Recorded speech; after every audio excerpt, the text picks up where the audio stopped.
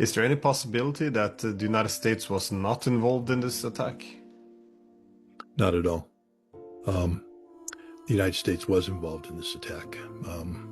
What do we know so far? Well, what were the targets, and what is the extent of damage to Iran?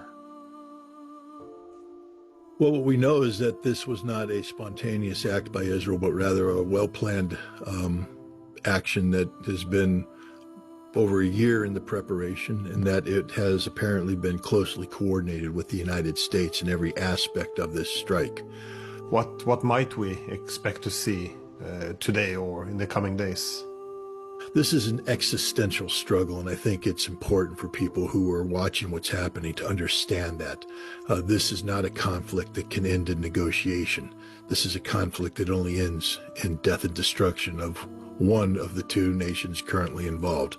Either Israel is fundamentally defeated and eliminated as a regional threat, or Iran is fundamentally defeated and eliminated as a regional threat. At this juncture, I don't see any middle ground. This is a Pearl Harbor type event. This is a violation of international law. Israel has no justification under none whatsoever. Preemptive self-defense, which a lot of people like to cite, requires an imminent threat which cannot be dealt with otherwise. Israel has articulated, the imminent nature of the threat posed by Iran's nuclear program, and yet you can't speak of an imminent threat when Iran is actually in the process of active negotiations to resolve this issue, when these facilities are under monitoring, that there's been no evidence of diversion. For those people out there who are saying Iran should do this, they should pursue a nuclear weapon, understand this: Iran will never be allowed to have a nuclear weapon. If that point has been made right now, I don't know how else to make it. This ends with the demise of the Iranian nuclear program. That's just the reality of it. If Iran can navigate these troubled shoals and bring it into this conflict in a way that allows the theocracy to stay in power, that would be quite the feat.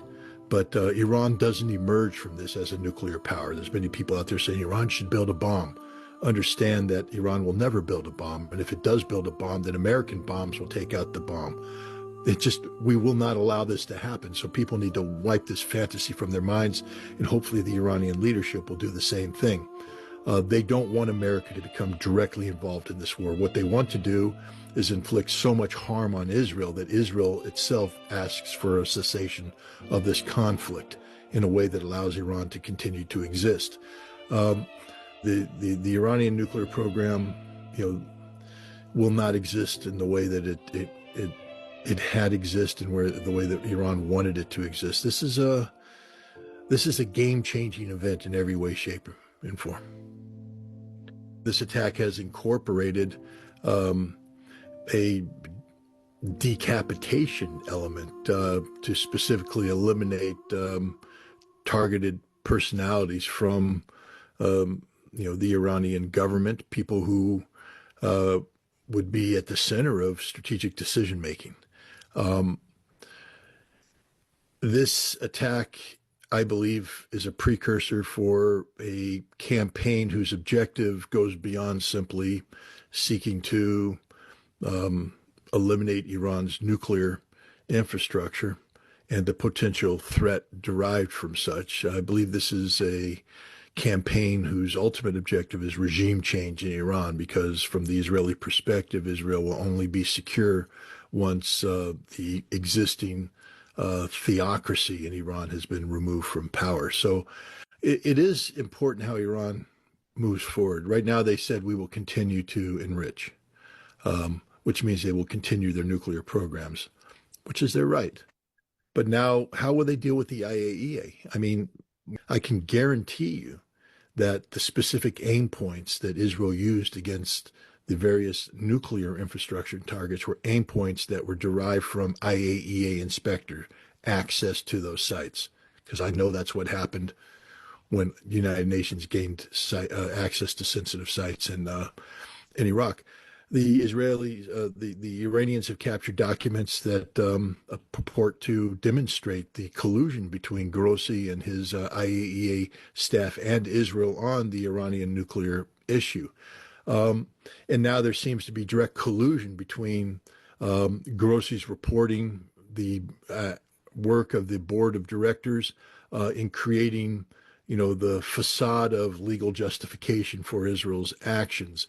How will the IAEA be able to regain its credibility, if possible, if it's even possible, and what will be the role of the IAEA going forward? Let's say that Iran doesn't withdraw from the NPT, although they've promised to withdraw from the NPT if their nuclear facilities were struck.